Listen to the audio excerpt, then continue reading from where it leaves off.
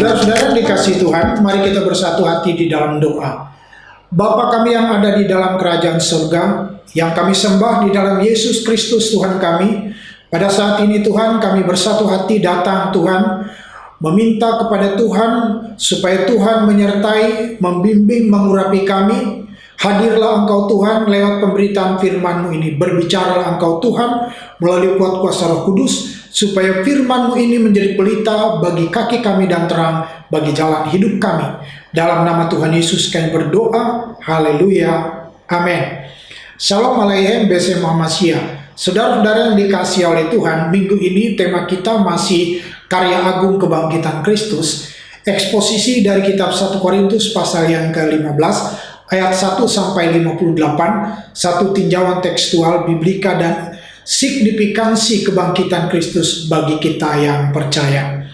Pada bagian tema karya agung kebangkitan Kristus ini, saudara, saya ingin mengajak kita untuk melihat signifikansi karya akbar ini menurut 1 Korintus pasal yang ke-15 ayat 1 sampai 58 ini, yang dimulai dengan teks pengakuan otoritas iman para rasul akan kebangkitan Kristus dari ayat 1 sampai ayat yang ke-11 sebagai dasar argumentasi Rasul Paulus untuk menjelaskan signifikansi karya agung kebangkitan Kristus yang menjadi dasar dari kebangkitan orang-orang percaya, di mana kebangkitan Kristus itu dihubungkan dengan tindakan pokok yang dengannya orang percaya itu diselamatkan. Keselamatan itu bukanlah sesuatu yang terlepas dari kebangkitan Kristus. Juga sekaligus tema ini merupakan sebuah pukulan telak yang sungguh-sungguh mematikan para polemikus Yahudi dan Yunani pada masanya. Bahkan menurut 1 Korintus 15 ayat 1 sampai 58 ini termasuk maupun dipatahkan oleh kuasa kebangkitan Kristus. Saudara-saudara, berbicara tentang kebangkitan, dalam 3 peristiwa Kristus menghidupkan kembali orang mati, yaitu putri Yairus, putra janda dari Nain, dan Lazarus, itu tidak dianggap sebagai kebangkitan pertama, melainkan hidup kembali, karena setelah itu mereka mati. Tidak ada petunjuk bahwa seorang pun dari ketiganya mengalaminya, kecuali kembali kepada kehidupan yang mereka tinggalkan. Dan Alkitab dengan tegas mengatakan dalam pembacaan kita ini 1 Korintus 15 ayat yang ke-20 ialah bahwa Kristus adalah yang sulung dari antara orang-orang yang meninggal dan ia tidak mati lagi. Hal ini adalah penting untuk kita untuk memperlihatkan bahwa Kristus itu berdaulat atas maut.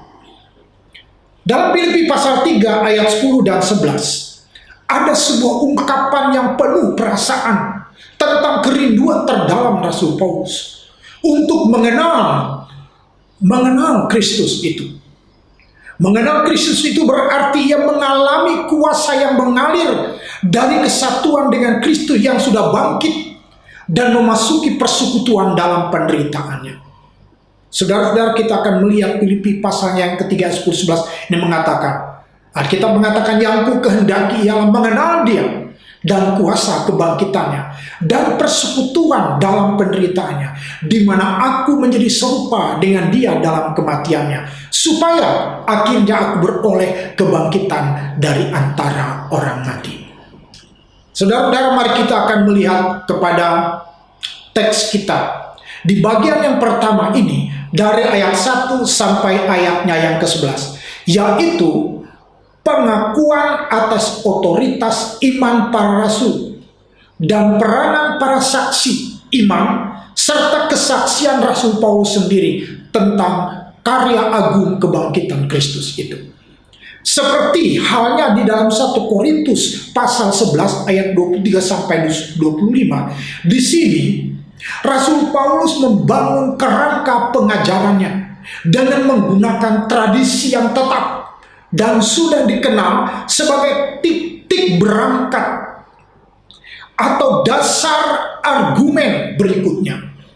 Pengakuan iman yang dikutipnya adalah pengakuan iman para rasul. Apa yang harus ia lakukan adalah menunjuk peranannya sebagai seorang saksi terhadap kebenaran yang telah diakui oleh para rasul. Itu terlihat dari ayat 8 sampai ayatnya yang ke-11. Hal ini juga seirama dengan narasi tulisan Rasul Paulus.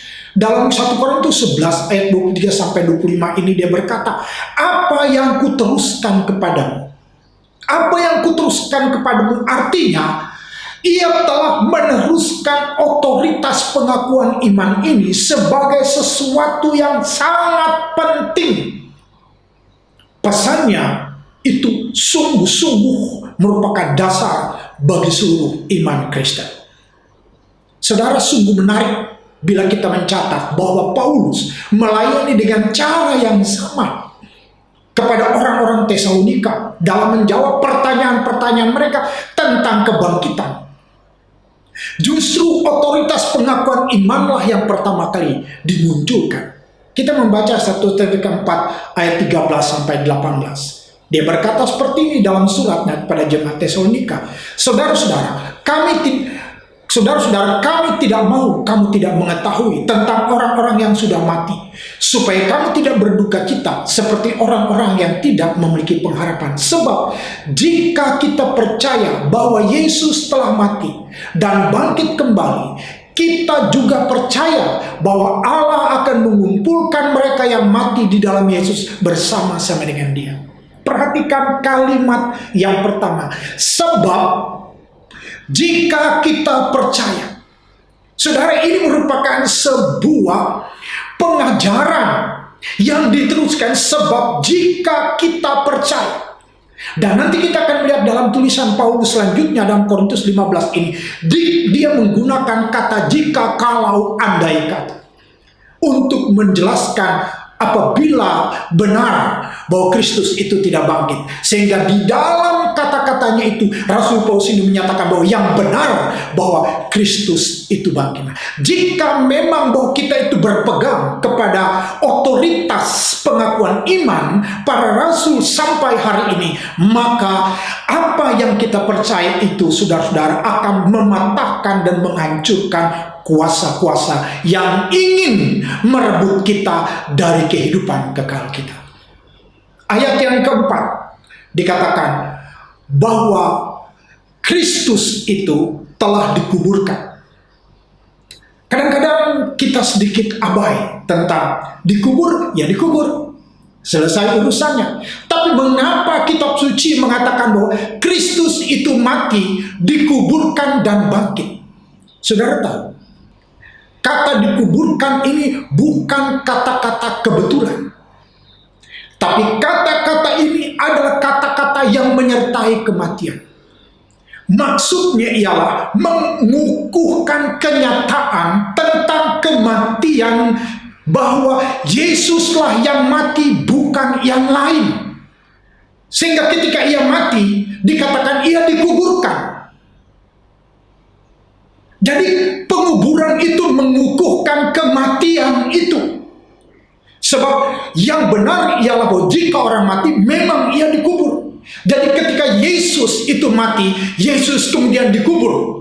Dikuburnya itu pun, saudara-saudara, karena mayatnya harus diturunkan, karena itu menjelang Paskah. Hal ini menghancurkan harapan para polemikus pada masa itu yang berusaha untuk mencari celah dan menjadi pukulan yang telak kepada setiap wajah baru sepanjang sejarah gereja yang menyerang iman Kristen, bahkan hingga akhir zaman. Dan konsekuensi logisnya ialah bahwa Kristus juga benar-benar telah bangkit. Mari kita bandingkan, saudara-saudara, ini dalam Kisah Rasul pasal yang kedua ayat 29 sampai 32. Saudara-saudara, aku dapat berbicara kepadamu dengan yakin tentang bapa leluhur kita Daud, bahwa ia telah mati dan dikuburkan. Jadi mati dan dikuburkan, dan kuburannya masih ada bersama kita sampai hari ini. Jadi karena ia adalah seorang nabi dan mengetahui bahwa Allah telah berjanji dengan sumpah kepadanya untuk mendudukan satu keturunan dari Daud atas tahtanya. Karena itu Daud yang melihat hal itu sebelumnya, ia telah berbicara tentang kebangkitan Kristus, bahwa ia tak akan ditinggalkan di dunia orang mati dan tubuhnya tidak akan melihat kebinasaan. Dan Yesus inilah yang Allah bangkitkan, dan kami semua adalah saksi tentang hal itu. Itu menuduhkan kebenaran bahwa Kristus itu benar-benar mati, Kristus itu kemudian dikuburkan, dan Kristus itu benar-benar dibangkitkan. Dalam Kisah Rasul pasal 13, 35-37 mengatakan begini, itulah sebabnya ia juga berkata dalam Mazmur yang lain, engkau takkan membiarkan orang kudusmu melihat kebinasaan. Sebab Daud setelah melayani generasinya sendiri oleh karena kehendak Allah lalu mati dan dibaringkan di antara nenek moyang serta melihat kebinasaan. Tetapi Yesus yang Allah bangkitkan dari antara orang mati tidak melihat kebinasaan. Ini merupakan kutipan dari Mazmur 16 ayat 8-11 yang mengatakan, sebab engkau tidak menyerahkan aku ke dunia orang mati dan tidak membiarkan orang kudusmu melihat kebinasaan. Adalah sebuah nubuat tentang kebangkitan yang sangat penting bagi jemaat mula-mula. Saudara-saudara, dalam peristiwa karya agung kebangkitan Kristus ini, Prasa di ayat yang keempat mengatakan ia bangkit, dan di ayat yang kelima dikatakan ia menampakkan diri. Dengan urut-urutan penampakan itu secara harafiah itu berarti dilihat. Implikasinya ialah Allah memperlihatkan kebangkitan itu. Bentuk kata kerja ini digunakan dari ayat 6 sampai ayat yang ke-8, dan acuan-acuannya lainnya pada penampakan-penampakan Kristus yang bangkit pada peristiwa Paskah itu. Seperti kalau kita perhatikan di dalam Lukas 24. Nah, konsekuensinya ialah bahwa penampakan-penampakan kebangkitan itu adalah bagian dari karya Allah yang besar. Penampakan Kristus yang bangkit itu adalah fakta dan kebenaran yang membuktikan bahwa sengat maut telah dicabut, seperti yang dikatakan di ayat yang ke-55. Lalu setelah Paulus menjelaskan, saudara-saudara, kerangka iman yang ia teruskan yang merupakan satu pengakuan dari para rasul sebagai otoritas yang berwibawa tentang kematian, penguburan, dan kebangkitan Kristus. Lalu ia masuk kepada kesaksiannya sendiri tentang Kristus yang bangkit. Ia tiba kepada gilirannya dalam pembacaan kita ini. Di ayatnya yang ke-8, ia mengatakan bahwa ia muncul yang paling akhir dari semuanya. Ia muncul yang paling akhir dari semuanya. Ini bukan kerendahan hati yang palsu. Saudara tahu, kalimat ini itu bernada apologetik. Bernada apologetik. Frasa ayat yang ke-8, sama seperti anak yang lahir sebelum waktunya. Ketika Kristus menampakkan diri kepadanya, ketika ia dengan begitu bersemangat untuk menangkap, menganiaya, membunuh orang-orang Kristen, Kristus yang bangkit itu menampakkan diri kepadanya. Dia menyebutnya bahwa penampakan Kristus yang bangkit itu kepadanya sama seperti kepada seorang anak yang lahir belum waktunya. Itu berarti begini, anak yang lahir belum waktunya itu datang lebih awal. Bulannya harusnya 9, tetapi tiba-tiba dia datang pada bulan yang ke-8. Boleh dikatakan apakah itu bulannya lebih awal bagaimana, tetapi tidak berarti bahwa dia merupakan yang paling akhir juga. Apa maksudnya? Maksudnya ialah bahwa kelahirannya ini sebagai seorang rasul itu terjadi secara tidak alamiah. Seolah-olah hal itu membutuhkan operasi sesar dari pihak Tuhan untuk menghasilkan pelayanannya. Jadi biasanya saudara, operasi sesar itu saudara bisa ditentukan tanggal sekian. Jadi sama seperti kepada anak yang lahir sebelum waktunya, ini adalah operasi sesar dari Tuhan kepada seorang yang begitu bersemangat untuk menghancurkan orang-orang Kristen di gereja purba. Beberapa orang di Korintus belakangan mengatakan secara tidak langsung bahwa ia adalah yang paling hina dari semua rasul. Di sini Paulus juga mengatakannya sendiri. Ia layak mendapatkan tempat yang paling hina itu. Bukan karena ia tidak dipanggil dan diutus dengan benar oleh Tuhan. Bukan pula karena catatannya sebagai seorang rasul ternyata cacat. Tidak. Yang paling hina yang dimaksudkan oleh Rasul Paulus di sini, di ayat yang ke-8 ini, ialah karena ia telah menganiaya jemaat Allah. Saudara bisa bandingkan dalam Kisah Rasul 8 ayat 3, 9 ayat 1, 22 ayat 4, 26 ayat 9 sampai yang ke-11. Namun demikian, Tuhan menangkap penganiaya ini dan mengubahnya menjadi seorang rasul yang besar. Itu ada di dalam Galatia pasal 1 ayat 13 sampai 16 berdasarkan kesaksiannya. Hal itu, kata Paulus, hanya untuk membuktikan satu hal. Kemudian kita baca ayat yang ke-9. Karena kasih karunia Allah aku adalah sebagaimana aku ada sekarang ini. Di tempat lain, Efesus 3 ayat yang ke-8, Paulus mengatakan, kepadaku yang paling hina di antara segala orang kudus telah dianugerahkan kasih karunia ini untuk memberitakan kepada orang-orang bukan Yahudi kekayaan Kristus yang tak terduga itu. Jadi itu semata-mata karena kasih karunia. Meskipun dahulu ia adalah seorang yang paling berdosa dikatakan olehnya, yang paling celaka menurut kesaksiannya, Allah menjadikan dia contoh hidup yang sempurna tentang bagaimana kasih karunia Allah itu bekerja. Dan itu pun dikatakan oleh Paulus kepada anak didiknya Timotius dalam 1 Timotius 1 ayat 15 dan ayat yang ke-16. Artinya begini, kasih karunia Allah di dalam Kristus Yesus yang telah mati, dikuburkan dan bangkit itu tidaklah percuma sebagai sebuah gagasan atau konsep teologis yang bagus bagi Paulus. Justru ia mengalaminya sendiri, mengalami kuasa kebangkitannya di dalam perubahan hidupnya sendiri. Bahkan menyebut jabatannya sebagai rasul itu adalah sebuah anugerah, sebuah kasih karunia dari Tuhan. Mari kita lihat Roma 1 ayat yang ke-5. Melalui dia kami menerima anugerah dan jabatan kerasulan untuk membawa ketaatan iman di antara seluruh bangsa bukan Yahudi demi namanya.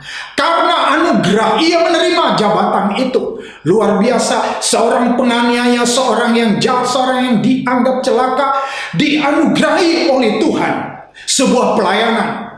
Bahkan dikatakan di dalam Alkitab dia merupakan rasul yang besar. 1 Korintus pasalnya yang ketiga ayat 10 mengatakan, sesuai dengan anugerah Allah yang dikaruniakan kepadaku, seperti seorang ahli bangunan yang terampil, aku meletakkan pondasi dan yang lain membangun di atasnya. Namun setiap orang harus memperhatikan bagaimana ia membangun di atasnya. Kalimat yang pertama, sesuai dengan anugerah Allah yang dianugerahkan kepadaku. Kita melihat saudara-saudara, karya agung kebangkitan Kristus ini. 1 Korintus 15 ayat 1 sampai 8 ini, terutama ayat 1 sampai 11 ini merupakan sebuah kerangka dasar yang diutarakan oleh Alkitab kepada jemaat Korintus bahwa kematian, penguburan, dan kebangkitan Kristus itu dibangun atas otoritas pengakuan iman para rasul. Dan Paulus pun tidak membuat paham yang baru, ia meneruskannya. 1 Korintus pasal 11 dengan mengatakan hal itu. Saudara-saudara, Mari kita masuk kepada bagian kedua, ayat 12 sampai 19. Ini adalah argumen yang dibangun oleh Rasul Paulus tentang kebangkitan Kristus dan bagaimana kepastian pengharapan akan kebangkitan Kristen itu bagi kita. Ayat 12 sampai ayat yang ke-19 ini, Paulus sedang memperlihatkan bahwa kebangkitan Kristus itu adalah sebuah bagian yang tidak terpisahkan dari Injil yang telah diterima oleh orang Korintus. Artinya tidak terpisahkan dari pengakuan iman, otoritas pengakuan iman para rasul itu sendiri bagi setiap jemaat. Kini ia memperlihatkan bagaimana otoritas itu merupakan pengakuan iman Paskah yang merupakan dasar pengharapan Kristen. Logika di bagian ini harus kita perhatikan dengan cermat. Kenapa? Karena pernyataan-pernyataan bersyarat yang berulang-ulang yang didahului dengan kata jika. Saudara, kita akan menemukannya nanti di beberapa ayat yang menunjuk pada kaitan yang tidak terpisahkan antara kebangkitan Kristus dan kebangkitan orang-orang percaya. Misal ayat 12, 14, dan 17. Ayat 13, 15, sampai 16. Kita perhatikan bunyinya seperti ini. Jadi bila mana kami beritakan bahwa Kristus dibangkitkan dari antara orang mati, bagaimana mungkin ada di antara kamu yang mengatakan bahwa tidak ada kebangkitan orang mati? Ayat 14. Tetapi andai kata, perhatikan kata andai kata, Kristus tidak dibangkitkan, maka sia-sialah pemberitaan kami dan sia-sialah juga kepercayaan kamu. Ayatnya yang ke-17. Dan jika Kristus tidak dibangkitkan, maka sia-sialah kepercayaan kamu dan kamu masih hidup dalam dosa. Saudara, perhatikan di sana ada kata bila mana, andai kata, jika. Kita lihat ayat 13, 15, dan 16. Penggunaan kata yang sama. Kemudian dibalik. Kalau tidak ada kebangkitan orang mati, maka Kristus juga tidak dibangkitkan.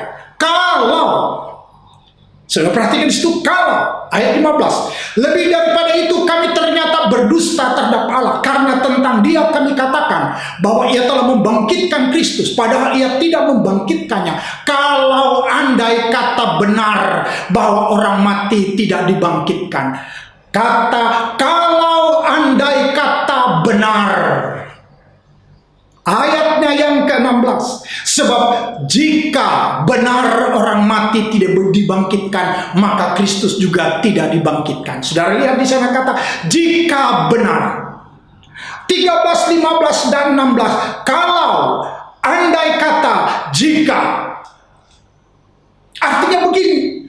Kalau tidak ada kebangkitan orang mati, maka logisnya adalah Kristus juga tidak dibangkitkan. Kristus juga tidak dibangkitkan.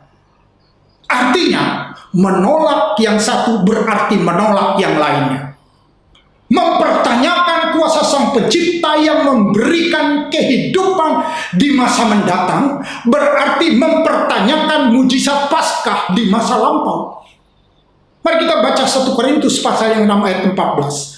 Allah yang membangkitkan Tuhan akan membangkitkan juga kita dari kuasanya. Jadi dengan tegas firman Allah berkata Allah membangkitkan Tuhan, membangkitkan Kristus, dan akan membangkitkan kita juga oleh kuasanya. Tanpa kebangkitan Kristus, saudara-saudara, tidak ada ciptaan baru. Kita tidak akan pernah menjadi ciptaan baru. Masalahnya di mana? Karena ciptaan yang lama itu berasal dari Adam yang daging. Kejadian 1, Kejadian 2, Kejadian 3. Ketika manusia jatuh ke dalam dosa, kita semua adalah turunan Adam yang daging. Sementara Kristus itu adalah Adam yang roh dikatakan oleh Alkitab. Tanpa ada kebangkitan Kristus, maka tidak ada ciptaan baru. 2 Korintus 5 ayat 17 mengatakan, jadi siapa yang ada di dalam Kristus, ia adalah ciptaan baru. Yang lama sudah berlalu, sesungguhnya yang baru sudah datang. Jadi tanpa ada kebangkitan Kristus tidak ada ciptaan baru. Justru karena kebangkitan Kristus, karena iman di dalam Kristus, kita itu mati, dikuburkan, dan kemudian kita bangkit. Ada penyatuan di dalam kematian, penguburan, dan kebangkitan Kristus itu, maka kita dijadikan ciptaan yang baru. Ciptaan yang lama itu adalah tubuh daging kita yang akan binasa, tetapi ciptaan yang baru yaitu tubuh kemuliaan yang akan dibangkitkan oleh Kristus. Entah kita masih hidup diubahkan, entah kita sudah mati, kita akan dibangkitkan dengan tubuh kemuliaan yang baru. Galatia pasal yang ke-6 ayat 15 berkata, sebab bersunat atau tidak bersunat tidak ada artinya, tetapi yang menjadi ciptaan baru itulah yang ada artinya. Jadi tanpa Paskah, tanpa kebangkitan Kristus, tidak ada ciptaan baru. Justru yang benar ialah bahwa karena Kristus telah bangkit, maka kita dijadikan ciptaan yang baru. Juga, andai kata Kristus tidak dibangkitkan, maka Paulus berkata lebih maju lagi, sia-sialah pemberitaan Kristen, sia-sialah pemberitaan Injil. Mengapa? Karena Paulus mengajarkan bahwa orang-orang percaya di dalam Kristus tidak hanya dikuburkan bersama-sama dengan Dia di dalam baptisan, tidak hanya dikuburkan, tetapi juga dibangkitkan, saudara-saudara, dibangkitkan bersama-sama dengan Dia dalam kehidupan yang baru. Kehidupan baru yang disempurnakan di masa yang akan mendatang. Mari kita baca perbandingan dalam Roma pasal 6 ayat 4. Dan dengan demikian kita telah dikuburkan bersama-sama dengan Dia oleh baptisan dalam kematian, supaya sama seperti Kristus dibangkitkan di antara orang mati oleh kemuliaan Bapa, demikian juga kita akan hidup di dalam hidup yang baru. Jadi dalam peristiwa baptisan itu, saudara, kita itu disatukan di dalam kematian Kristus, lalu dipastikan dikuburkan itu adalah Kristus, kemudian dipastikan oleh Alkitab kita yang benar itu ialah Kristus itu bangkit, sehingga bersama dengan kematian, penguburan, dan kebangkitan Kristus itu kita memiliki hidup yang baru atau ciptaan yang baru. Roma 7 ayat 4 mengatakan, sebab itu saudara-saudara, kamu juga telah mati bagi hukum Taurat oleh tubuh Kristus, supaya kamu menjadi milik Allah, yaitu milik Dia yang telah dibangkitkan dari antara orang mati, agar kita berbuah bagi Allah. Jadi iman Paskah itu mengakui Kristus telah diserahkan karena pelanggaran kita, dan Kristus itu dibangkitkan karena pembenaran kita. Mengajarkan sesuatu yang lain daripada ini berarti melakukan kesalahan atau hujat. Bila Rasul Paulus dan rekan-rekannya yang telah memberitakan dusta, mereka harus dinyatakan bersalah karena berdusta terhadap Allah, juga dinyatakan menjadi saksi palsu. Saudara, ketiadaan iman kepada Allah yang telah membangkitkan Kristus berarti menyatakan Allah sendiri dijadikan pendusta. 1 Yohanes 5 ayat yang ke-10 mengatakan, barang siapa percaya kepada anak Allah, ia mempunyai kesaksian itu di dalam dirinya. Barang siapa tidak percaya kepada Allah, ia membuat dia menjadi pendusta, karena ia tidak percayakan kesaksian diberikan oleh Allah tentang anaknya. Dengan acuan pada masa kini itu berarti bahwa orang Kristen masih hidup di dalam dosa mereka jika tidak ada kebangkitan. Tanpa Kristus yang bangkit untuk menjamin keabsahan, janji pengampunan itu bagaikan sebuah cek kosong yang tidak dapat diuangkan. Tanpa Paskah, tanpa kebangkitan Kristus, tidak ada pembenaran.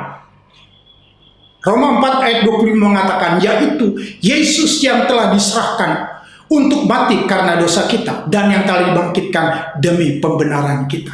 Jadi yang benar ialah Kristus itu mati, dikuburkan, dan dibangkitkan bagi kita. Saudara-saudara, itu juga berbicara tentang kemerdekaan kita dari dosa. Sekarang, tanpa kebangkitan itu berarti kekristenan hanya menawarkan kubur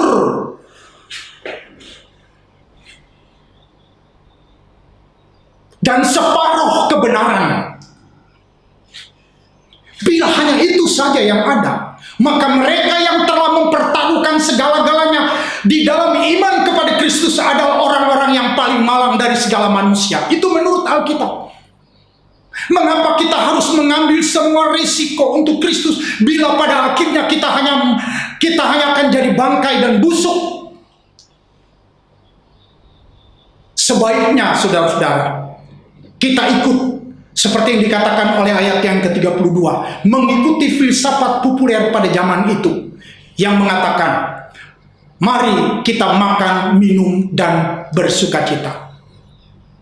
Bunyinya seperti ini, kalau hanya berdasarkan pertimbangan-pertimbangan manusia saja, aku tak berjuang melawan binatang buas di Efesus, apakah gunanya hal itu bagiku? Jika orang mati tidak dibangkitkan, maka marilah kita makan, minum, sebab besok kita mati. Saudara-saudara yang dikasihi Tuhan, Paulus tidak menyangkal bahwa iman dan pengharapan menemukan ganjaran juga dalam hidup ini. Tetapi sungguh suatu pengharapan yang sia-sia yang ditawarkan oleh kekristenan bila kepenuhan hidup di dalam Kristus yang dialami tidak pernah disingkapkan di dalam kemuliaan kebangkitan. Dalam Roma pasalnya yang ke-5 itu mengatakan, oleh Dia kita juga beroleh jalan masuk oleh iman kepada kasih karunia. Di dalam kasih karunia ini kita teguh berdiri dan bermegah dalam pengharapan akan menerima kemuliaan. Justru di dalam peristiwa kebangkitan Kristus ini kita akan menerima kemuliaan yang kekal. Saudara-saudara yang dikasihi oleh Tuhan Yesus Kristus, mari pada saat ini dikuatkan iman kita. Kita bersama-sama memandang dari sudut Kristus yang telah mati, yang telah kemudian bangkit, bahwa kita adalah ciptaan baru. Yang lama itu sudah berlalu, dan sekarang kita yang baru itu sudah tiba. Sebagai ciptaan baru di dalam Kristus, biarlah kita menyala-nyala, roh kita menyala-nyala untuk melayani Tuhan dengan sukacita. Dan kita tahu bahwa dalam persekutuan kita dengan Tuhan, jerih payah kita tidak sia-sia. Amin untuk firman Tuhan. Saudara-saudara, minggu depan kita akan masuk pada bagian ketiga sampai bagian yang ke-6 dari tema yang sama, karya agung kebangkitan Kristus.